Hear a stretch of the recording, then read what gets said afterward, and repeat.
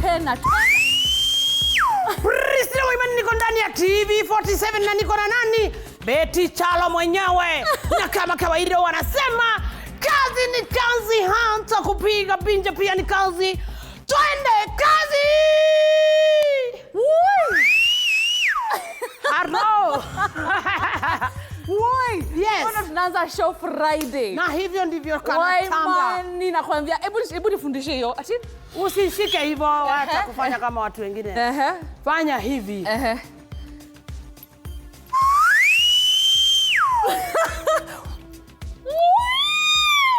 Hiyo ni kuwika, hiyo sio kupiga binja. Nataka useme. Leo lazima acha tu nikuachie. Wewe ndo Priscilla Waimani. Mimi ndio Priscilla Waimani. Wewe peke yako unaweza fanya kitu kama hiyo. Mimi ndio peke yangu naweza simama hizi streets za Nairobi na nikafunge. Upige binja hivyo. Karibisha watu kwa show leo. Wewe fanya kazi yako sasa. Karibuni sana, mimi ni furaha kubwa sana kukua TV47. Courtesy of Binja. Courtesy of Binja. Yes. Nakwambia, we're so happy to have you here in the studio today. And we're excited. The energy is so high, and I hope you're feeling it right at home. Thank you so much for staying with us right here. Of course, TV47 ndio kusema. Amaje? Ndio sasa. Ndio kusema. Yes. So today we have a great show. I know Kaluma Boy was supposed to come, lakini akona mikakati anapanga na kanisa pale JCM ya Sunday. Tutawaambia baadaye. But he's going to be on the show very, very soon. All right, it's going to be a great 1.5 hours. Let's get it started with the highlights. Haro.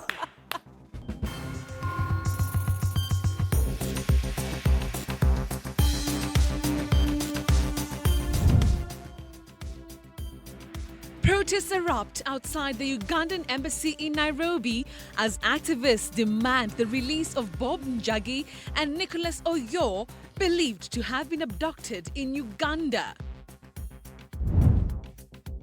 Former Deputy President Rigathi Gachagua throws veiled jabs at ex-CS Matiang'i, who fires back, calling for democratic space and rejecting political gatekeeping.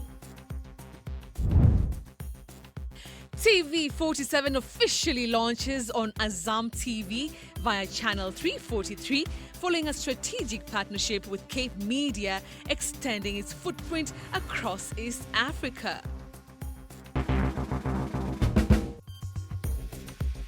Well, thank you so much for joining us. As you can tell, definitely it is this Friday with me, Betty Kialo. I am so happy that, of course, you could find time to join us tonight on the show. It's going to be great. Let's begin, of course, with our top stories tonight. And our sign language interpreter is Catherine Simaloy. Now, rights groups and activists have called for the immediate release and safe return of two Kenyan human rights defenders, Bob Njagi and Nicholas Oyo, who were abducted on Wednesday in Kampala, Uganda. Condemning the abduction of the two, the pressure groups activists have described their abduction as part of what they termed as a growing pattern of cross-border repression, further urging the Ugandan authorities to disclose the whereabouts of the two men, ensure their safety and facilitate their right to legal representation and communication with their families. Samira Mohammed tells us more. 4 months following the abduction of activist Boniface Mwangi and Uganda's Agatha Tohere in Tanzania. Wednesday afternoon, 2 Kenyan activists, Bob Njagi and Nicholas Oyo, went missing after they were allegedly abducted by armed men in Uganda. An abduction which led activists and human rights organizations marched to the Ugandan High Commission in Kenya, calling for the immediate release and safe return of the 2 Kenyan human rights defenders. We are here to request the ambassador for Uganda here in Kenya to make sure that he pursues this matter of the release of our 2 comrades, Chairman Free Kenya Movement Bob Njagi and the SG Nicholas Oyo. Activists and rights groups condemned the incident, describing it as part of what they termed a growing pattern of cross-border repression, and further calling on the Kenyan government to engage with Ugandan authorities to secure release of the 2, calling for an end to criminalizing cross-border activism. I am so much shocked that since the 2 were abducted in Uganda, our Kenyan government is silent. There is no action that they have taken, and we want to wonder whether this matter is being made from Kenya to Uganda. Because there is no way that your citizens can be arrested in a foreign country and the concerned leadership of the country is just silent. The abduction of the 2 has sparked concern from Kenyan authorities, with Principal Secretary for Foreign Affairs Korir Sing'oei confirming that Kenya's mission in Uganda had taken up the matter with local authorities. In a formal communication, the High Commission of the Republic of Kenya in Kampala expressed concern over the incident and sought urgent clarification from Uganda's Ministry of Foreign Affairs. According to records compiled by human rights organizations, there has been a growing number of reported abduction and enforced disappearances of activists, journalists and opposition members in Kenya, Uganda and Tanzania between the year 2024 and 2025. Samira Mohammed for TV 47, Nairobi.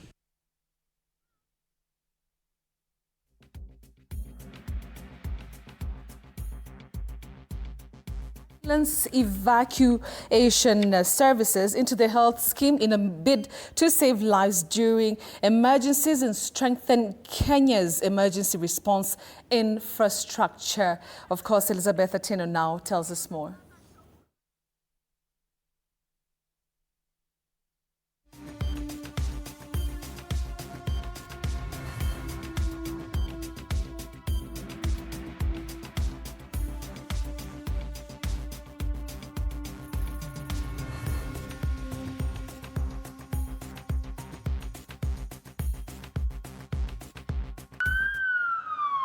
In Kenya, emergency medical services is a devolved function as per the 2010 Constitution. The services are mainly offered by hospital-based ambulance providers run by county health departments and are also complemented by some non-profit agencies like the St. John's Ambulance and the Kenya Red Cross Society, as well as some private providers. However, in most cases, patients are transferred to hospitals by private means like cars, trucks, or taxis, and some even use carts or donkeys, especially in rural areas.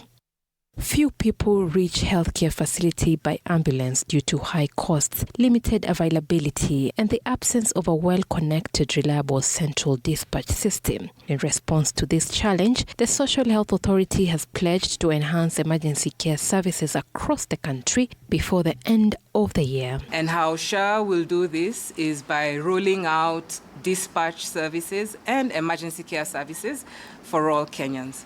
We do intend to roll this out within the next 2 months, and this will be graced by His Excellency the President. According to SHA CEO Dr. Mercy Mwangangi, the Social Health Authority will pay 4,500 Kenya shillings within the first 24 hours of an emergency for all Kenyans, regardless of whether they have registered with SHA or not. Yes, the first 24 hours are free for you as a Kenyan. However, after 24 hours, there will be 2 pathways you follow. If you are a SHIF paid-up member, SHIF will kick in. If you are not a SHIF paid-up member, you will have to get into your pocket and pay cash. Some of the services that will be prioritized in the ambulance evacuation services package under SHA include cardiac and pulmonary arrests, major trauma, seizures, stroke, chest pain, pregnancy-related complications, and severe respiratory distress. Now, once the evacuation has been conducted, we will then also take care of the first 24 hours of the emergency. The World Health Organization recommends at least one ambulance per 70,000 to 100,000 people, and the ambulance are required to reach any place within 15 to 20 minutes after the distress call and transport the patient to a health facility within 20 minutes. But this rarely happens, not forgetting that Kenya is also facing a shortage of trained emergency medical technicians. So the ministry, again through SHA, are using the WHO Emergency Care System framework to develop this system, and it's being rolled out in a way that is sustainable to ensure that these emergency healthcare services continue to exist for every Kenyan. Consequently, there is a gap in coordination of national emergency care system and regulation of ambulance services. These dispatch services are not only limited to road ambulances. They will also be affected by use of water boats in counties who use water transportation. Out of the approximately 45 million deaths in low and middle income countries each year, 24.3 million are due to conditions that are potentially addressable by pre-hospital and emergency medical care. Elizabeth Atieno, TV47, Nairobi. All right, now the 2025 National Examination and Assessment Season has been officially launched today by the Kenyan National Examinations Council. The 2025 examination and assessment will start this month and will end on November 2025. Now, of course, this report has been prepared by Fatime Suleiman. Take a look at it. The countdown to the 2025 national examinations is officially on, with Kenya National Examinations Council unveiling this year's exam calendar and setting the stage for what is expected to be one of the largest assessments in the country's history. NEC has confirmed that the administration of exams will run from October 17th to November 21st, 2025, covering both primary and secondary schools assessments. This year, over 990,000 candidates will sit for the Kenya Certificate of Secondary Education, KCSE. At the primary level, more than 1.2 million learners have been registered for the Kenya Primary School Education Assessment, KPSEA. And in a historic first, learners under the new curriculum, the pioneers of the competence-based education, will sit the inaugural Kenya Junior School Education Assessment, KGSEA. Over 1.13 million candidates have been registered for this exam. To bolster security and prevent early exposure of examination materials, NEC has installed additional containers across sub-counties. These will now feature digital smart padlocks as part of the effort to tighten exam integrity. NEC has installed an additional 25 containers in various sub-counties, bringing the total number of containers to 642, up from 617 that were used last year. Meanwhile, Education Cabinet Secretary Julius Ogamba Migos has sounded a stern warning, saying that anyone found engaging in exam malpractice will face the full force of the law. We will have, as in the past, no mercy on anyone who will be found engaging in any form of malpractice.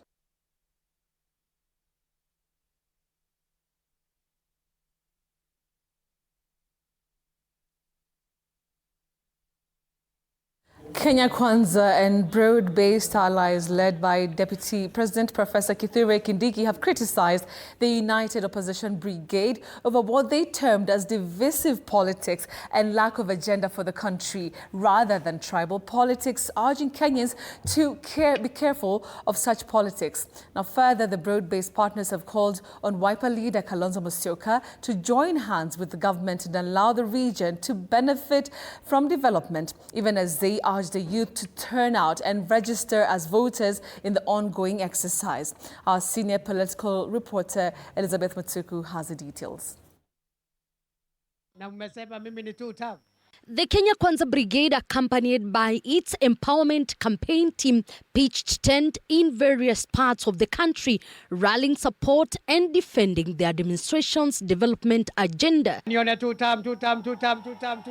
Deputy President Professor Kithure Kindiki and his team threw their weight behind what they termed a broad-based government, calling on Kenyans to rally behind President William Ruto as the 2027 polls approach. Ili mwananchi ukuwe na usemi, kwa sababu wewe ndiye mdosi, wewe ndiye unaandika watu kazi kutoka MCA mpaka rais. Lazima uwe na kitambulisho na lazima uwe na kura. Kitambulisho ndio bunduki yako na kura ndio risasi yako ya kupigana na uongozi mbaya na kuhakikisha umechagua viongozi ambao wanajali maslahi yako.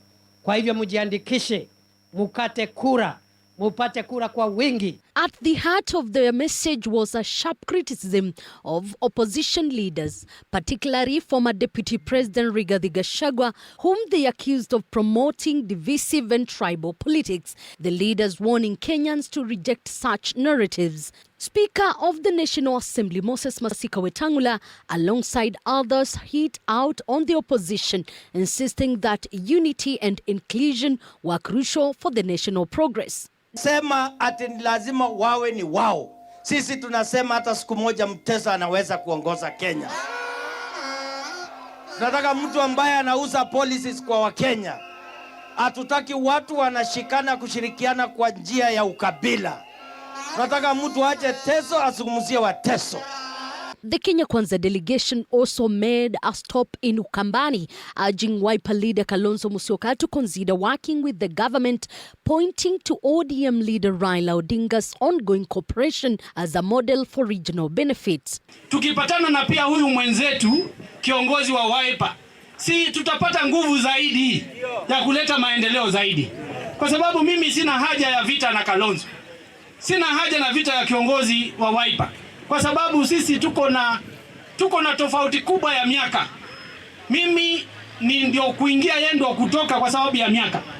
Lazima nimpe heshima kwa sababu tamu moja mbili hivi si miaka itasonga sana. Na ikisonga si lazima nije hapa nifanye urafiki na nyinyi ndio tuendeleze Ukambani, kwa sababu Ukambani haitasimama kwa sababu kiongozi wa Wiper atakuwa amezeeka. Wetu tungependa akuje, tuingie ndani ya serikali, tufanye kazi pamoja, tuwe na maendeleo, ndio sisi tusibaki nje. Kwa sababu mkubwa wa opposition ni Raila Odinga, na yeye ameingia ndani ya serikali na maendeleo yote iko kwao. Serikali ndio mwenye mali ya nchi. Serikali ndiye anashika mali yote. Na lazima wewe mwenyewe ukae ndani ya serikali. Defending the ongoing empowerment movement, Kenya Kwanza leaders maintained it is core part of the administration's manifesto, not a campaign gimmick but a promise being fulfilled. Elizabeth Mutuko, TV47, Nairobi.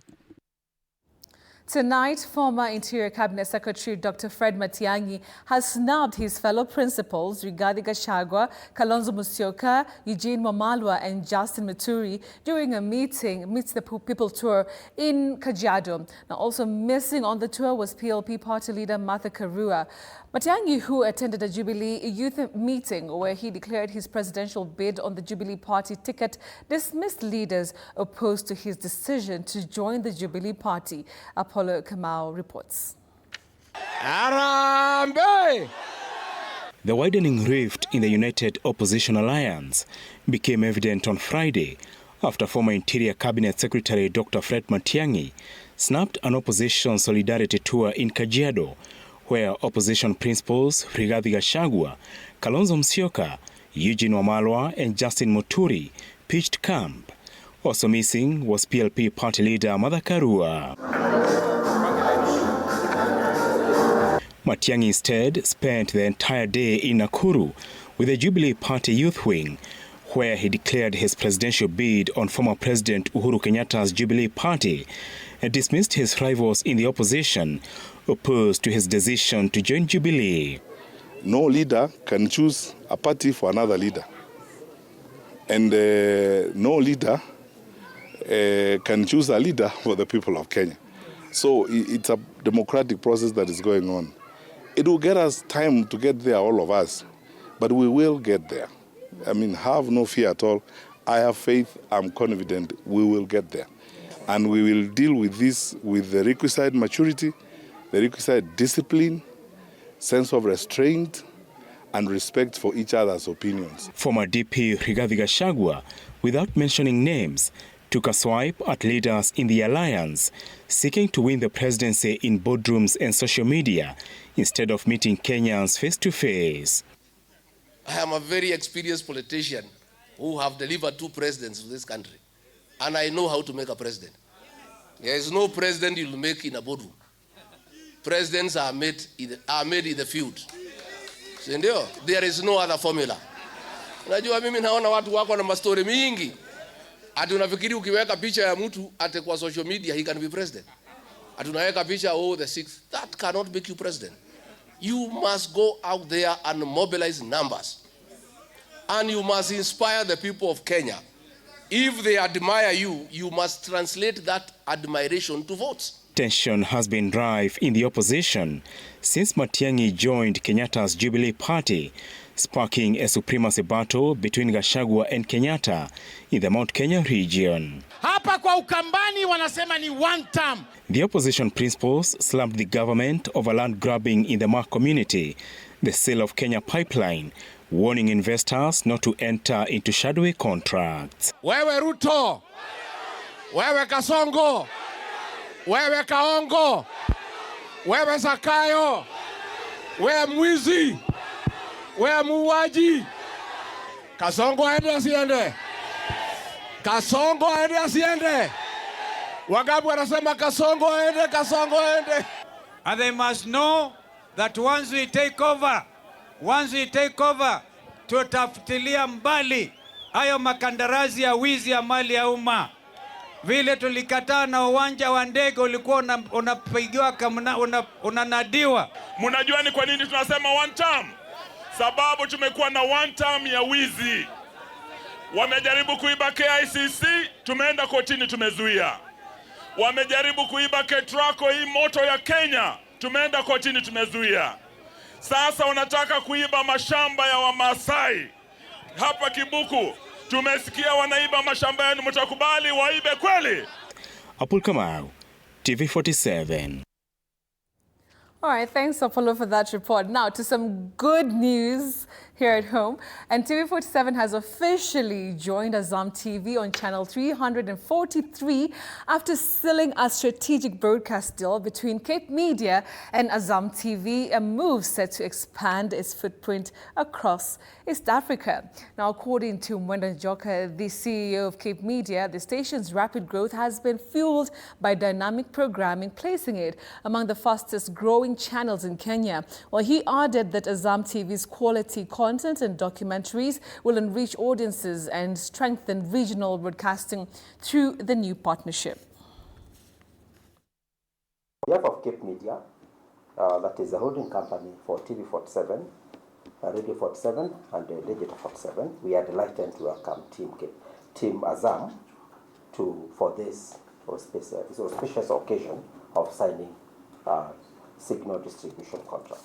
According to a recent survey done by a reputable research organization, TV47 is right now rated as among the fastest growing TV brands in the country, being among the top 5 stations, despite having been in existence for only 5 years or so. This is because of customized content that resonates well with our target audience, dedicated workforce, and and also an administration that is flexible and open to partnerships and collaboration among various stakeholders. So this means that when our viewers subscribe to your platform, they will acquire, or when they acquire Azam decoders, they will have an opportunity to watch local football leagues as well as African and international leagues that are not available on other platforms. So it's a mix of all the local content plus the international assets, plus it meets the general home entertainment. That means anybody can afford this and can get the maximum value out of it.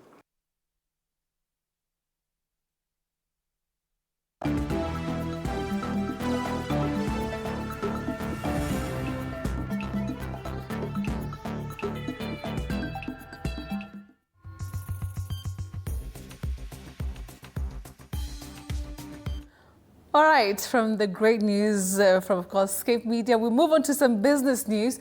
And the Economist Society of Kenya has called for strong public institutions, saying it is the only route to sustainable growth and an inclusive economy. Now, ESK, which is holding its first annual conference in Kwale under the theme, The Kenya We Want, Achieving Sustainable Development for Inclusive Prosperity, says investors trust in public institutions where contracts are enforced and resources managed responsibly. And of course, it will attract investments and promote economic growth. Corruption and poor governance, fiscal and monetary policy issues like unpredictable taxation and high public debt, as well as weaknesses in key sectors like manufacturing and education, have been blamed for Kenya's poor economic performance.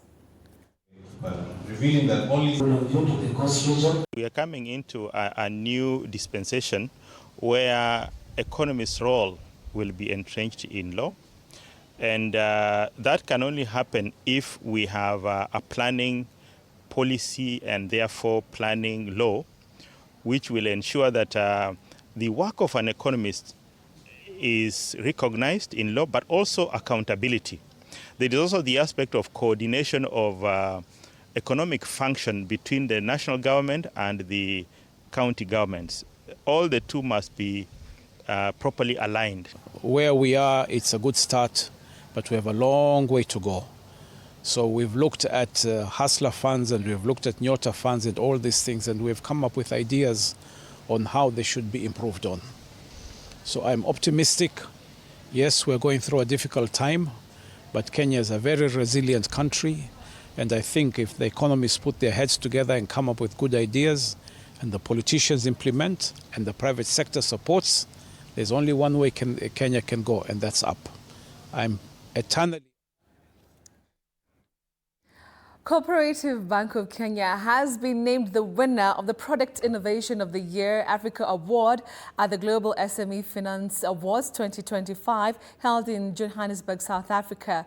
Now, the bank's recognition places it among the continent's most innovative financial institutions, spotlighting its holistic approach to empowering MSMEs through tailored products, digital ecosystems, and inclusive financing models. Now, during the awards hosted by the International Finance Corporation, the SME Finance Forum, and endorsed by the G20 Global Partnership for Financial Inclusion, the bank was recognized for offering a full-spectrum approach to micro, small, and medium enterprises growth in Kenya by addressing working capital, payments, digital access, risk cover, and financial literacy, unique needs for Kenya's MSME economy.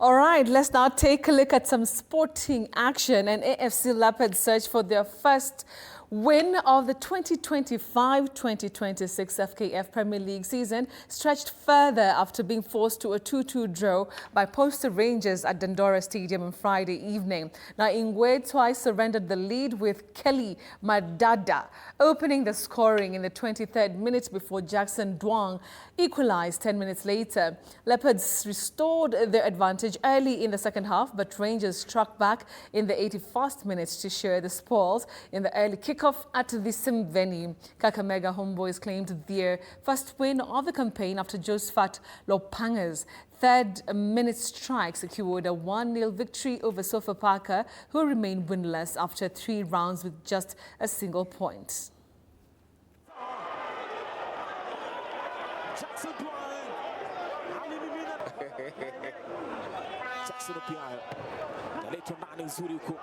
Napita kwake leta nani Jackson Duang kichwa ile nafasi wanaitengeneza cha lazima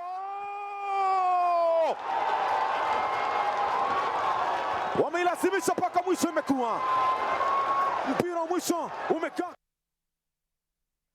Okay, now Congo Boys registered a 2-1 victory against Nyundo FC in the first game of the 2025 Dola Cup played at the Mombasa Sports Club.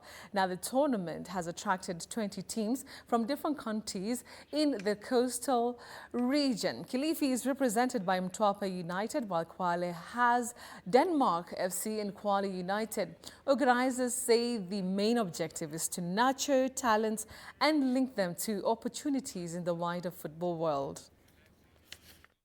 Mbinu za mwalimu wetu, kila timu ilikuwa imejipanga poa by the way, lakini sasa lazima mwisho mchezo timu lazima ipatikane timu bora, na Congo Boys ndio imekuwa timu bora. Tumekuwa na mchezo mzuri, Nyundo ametutangulia first half, second half tukapiga comeback mpaka tumetokea kama si washindi. Leo yetu ni combination, tunajaribu kuweka pamoja na hope next game watakuwa vizuri. Sisi kwa sababu ukiona kama ndio opponent wa kwanza na ndio game ya kwanza, inamaanisha huko kwingine bado ndio kugumu zaidi. So lazima tukaze. Na vijana kuondoa maskani kuja viwanjani kucheza mpira, wengine ambao hawachezi mpira wale na hamasa na watake. Several visually impaired athletes showcased their strength and determination today at the Nyayo Stadium Gymnasium in Nairobi during a weightlifting competition aimed at selecting Kenya's national team. Now, the contest, which drew inspiring performances, serves as a qualifier for the upcoming international weightlifting event set to take place in Turkey from October 22nd to November 4th.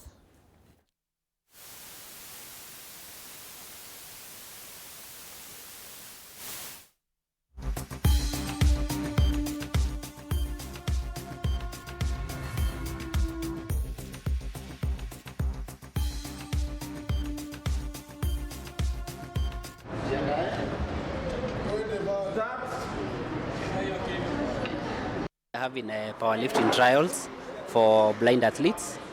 We are preparing for World Championship that is going to be held in Turkey.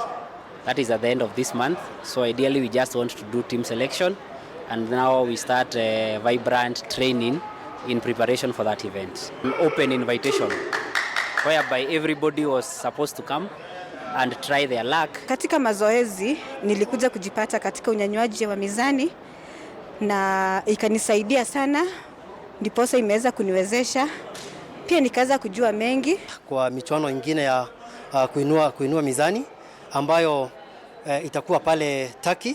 This time round tunaenda Turkey ambapo tunajiandaa. Leo ni siku ya trials ya kuchagua timu ambayo itaenda kurepresent nchi yetu ya Kenya pale Turkey. Wajiunge nasi kwa manake hii inasaidia sana, hata siku za uzeeni itakusaidia, utakuwa unasikia tu ukiwa unyonge utaacha, na utasikia tu ukiwa shujaa, ujasiri, unaweza fanya kitu chochote.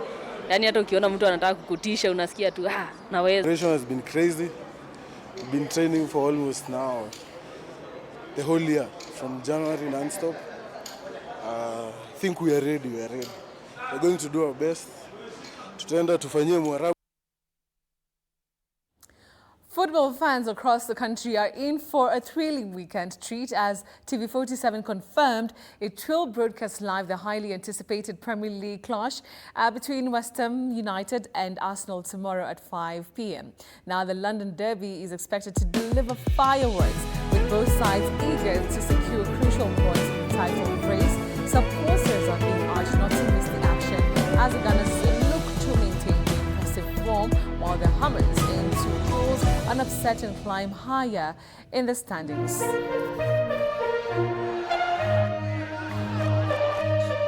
Increases the competition level again, and it brings a different challenge.